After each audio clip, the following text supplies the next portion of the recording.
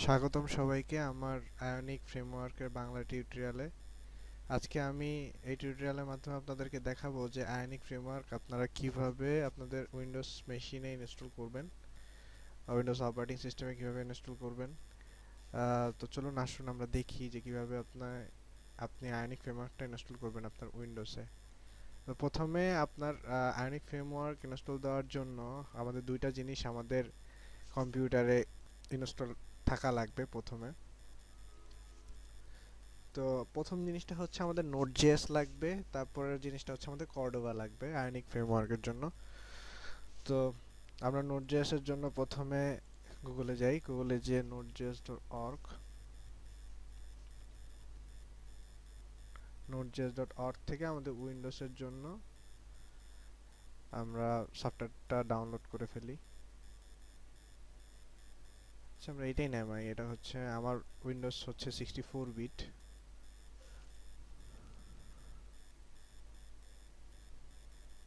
12 এমবির একটা ফাইল নেমে যাচ্ছে।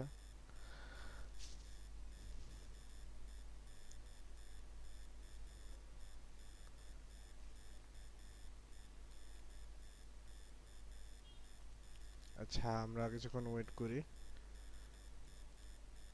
তো ডাউনলোড হয়ে গেছে, এখন আমরা এটা ইনস্টল করব আমাদের পিসিতে। এটা হচ্ছে আমাদের নোড.জেএস সফটওয়্যার ইনস্টলেশন ফাইলটা যেটা আমরা ডাউনলোড করলাম।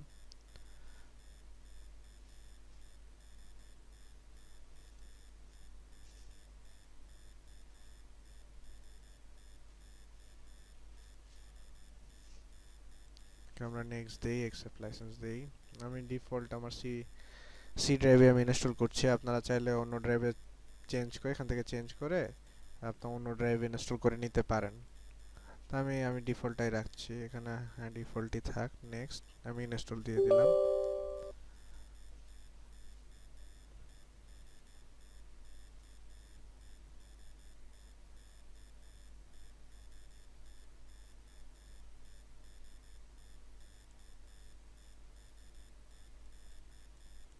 আচ্ছা, এটা ইনস্টল হতে থাকুক। আমাদের যে জিনিসটা লাগবে, আমরা আয়নিক ফ্রেমওয়ার্ক ইনস্টল দিব, তাই তো?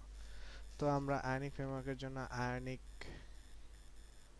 ফ্রেমওয়ার্কটা যেখান থেকে ইনস্টল দিব, মানে ওদের ওয়েবসাইটে যাই। আয়নিক ফ্রেমওয়ার্ক, এই হচ্ছে ionic ফ্রেমওয়ার্কের website.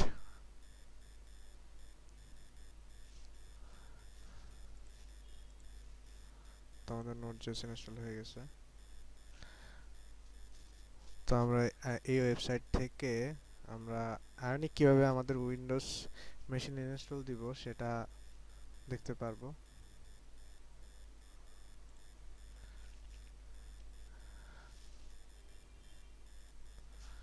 Ionic ionic framework install Windows dependencies. এই যে এখানে লেখা আছে চ্যাপ্টার 2 তে তারা এগুলো ডিসক্রাইব করছে। তো হচ্ছে প্রথমে আমাকে এই কমান্ডটা আমাদের সিএমডি তে লিখতে হবে। তো আমরা কমান্ডটা এখান থেকে লিখবো। তো সিএমডি আনার জন্য আমরা উইন্ডোজ আর চাপ দিলে রান চলে আসবে। রান থেকে আমরা সিএমডি তে যাব। সিএমডি তে যে এখানে আমরা এখানে যে কমান্ডটা আছে এটা লিখে দিব। আমরা এখানে অবশ্যই সুডো লিখবো না, সুডো হচ্ছে লিনাক্স ভার্সনের জন্য। শুধু যেহেতু আমরা উইন্ডোজের কমান্ড ইউজ করছি, তো উইন্ডোজের কমান্ড লেখার স্টাইল হচ্ছে এইভাবে, সুডো বাদ দিয়ে বাকি যতটুকু আছে অতটুকু আমাদের লিখে দিতে হবে। তো দেখুন আমরা এখানে কি বলছি, কমান্ড লাইনে আমরা বলছি যে এখানে npm হবে। আমরা কমান্ড লাইনকে বলছি যে আমাদের পিসিতে কর্ডোবা ইনস্টল দেওয়ার জন্য। তো দিলাম। তো এটা কিছুক্ষণ সময় নেবে। এটার কতক্ষণ সময় নেবে সেটা ডিপেন্ড করে আপনার ইন্টারনেটে কানেকশনের উপর। সো এটা হতে থাকুক, আমরা কিছুক্ষণ ওয়েট করি। আচ্ছা, আমাদের কর্ডোবা ইনস্টল হয়ে গেছে। Cordoba plus ionic.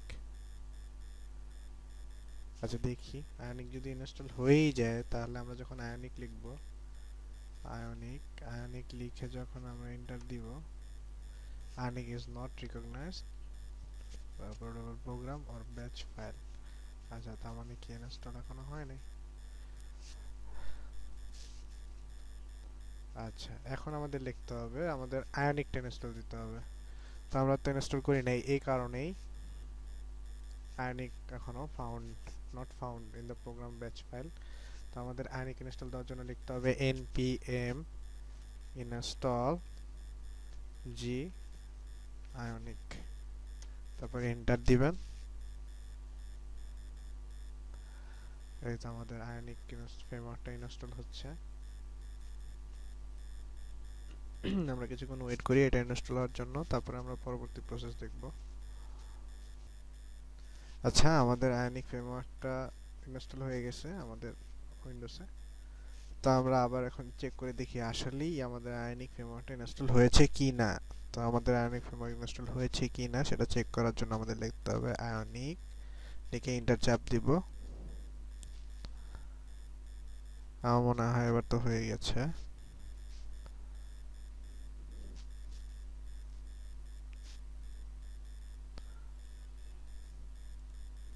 আমরা কিছুক্ষণ ওয়েট করি।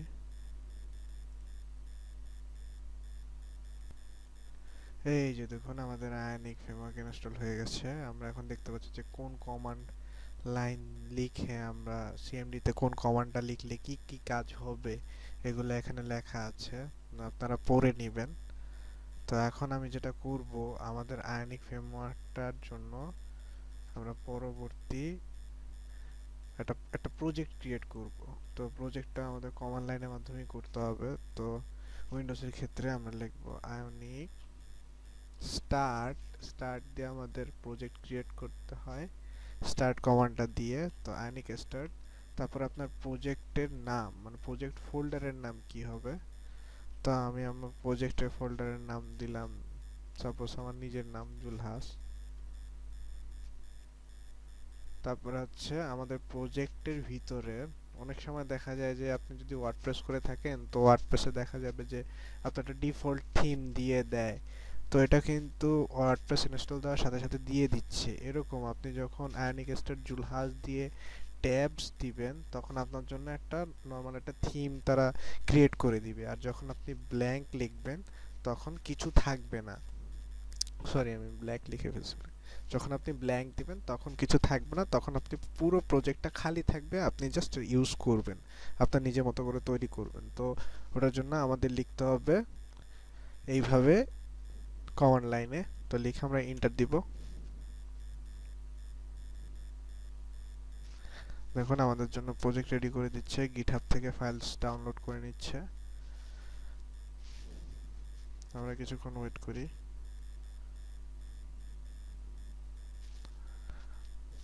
Installing npm packages, it may take a minute.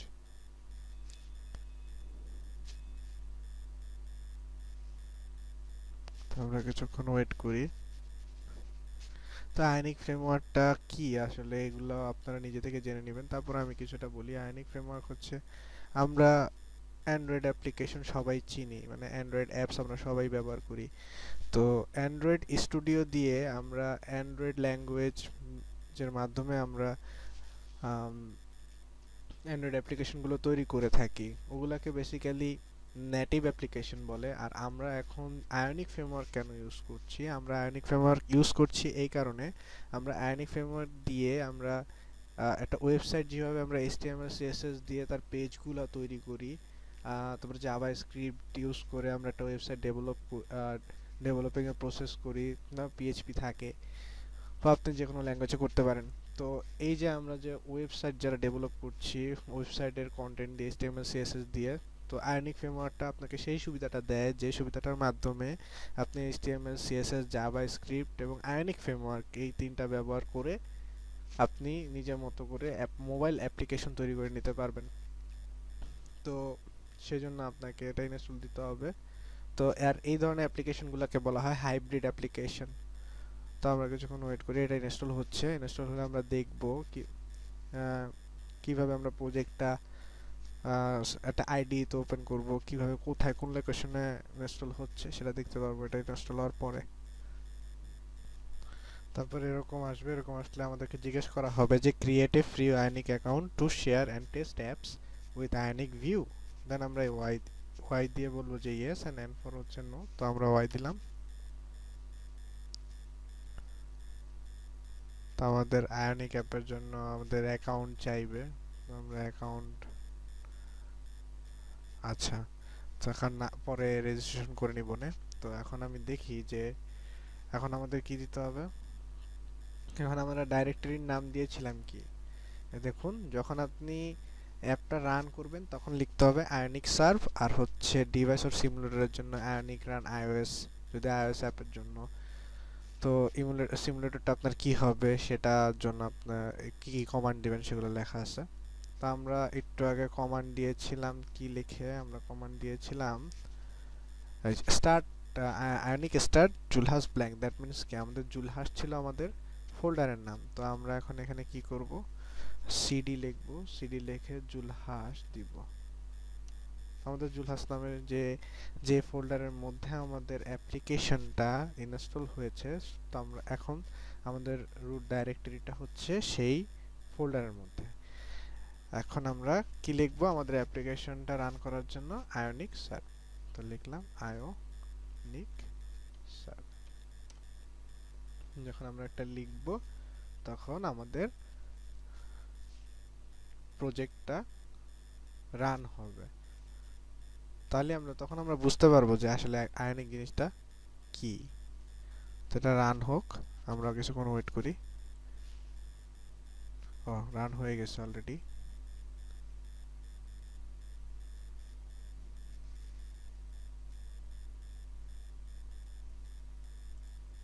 আচ্ছা আমরা কিছুক্ষণ ওয়েট করি। সরি ভিউয়ার্স, আমি তখন আয়নিক সার্ভার লিখেছিলাম, আসলে হবে আয়নিক সার্ভ। এই কমান্ডটা লিখলে আমাদের প্রজেক্টটা রান হয়ে যাবে। তো আমরা কিছুক্ষণ ওয়েট করি। এই যে দেখুন আমাদের সার্ভারটা রান হয়ে গেছে। এই যে যখন এটা হয়ে যাবে তখন অটোমেটিক্যালি একটা আপনার ডিফল্ট যে ব্রাউজার থাকবে পিসিতে, ওই ব্রাউজারে একটা নতুন ট্যাব হয়ে এরকম একটা প্রজেক্ট রান হয়ে যাবে। এখন দেখুন আমরা কি করি, আমরা যখন ব্রাউজারটা ছোট করব, একটা মোবাইলের শেপে নিয়ে আসবো, তখন এটা আমাদের এই অ্যাপটাকে দেখাবে।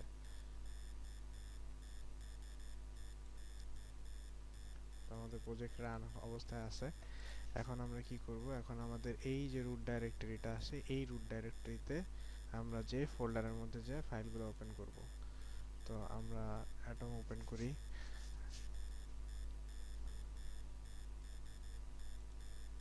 আমরা ওই ফোল্ডারে যেতে থাকি। তো আমরা সিতে যাব, সিতে যে এই সিতে যাব, সিতে যে ইউজারে যাব, ইউজারে যে আমাদের রুট পাথটা কোথায়, ইউজারে যে মোহন খান, ইউজারে মোহন খান, মোহন খান থেকে কোথায় যেতে হবে, মোহন খান থেকে আমাদের যেতে হবে হচ্ছে কোথায় গেল, জুলহাস, জুলহাস নামে একটা ফাইল আছে, এই ফোল্ডার, এই ফোল্ডার, এইগুলো হচ্ছে সব আমার আয়নিক ফ্রেমওয়ার্কের ফাইলস। তো আমরা এগুলো ওপেন করি অ্যাটমের মধ্যে। প্রজেক্টের কাজ ছিল,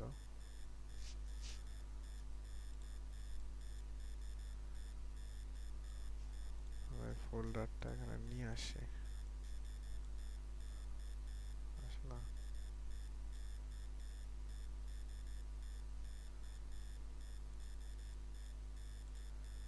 এই তো।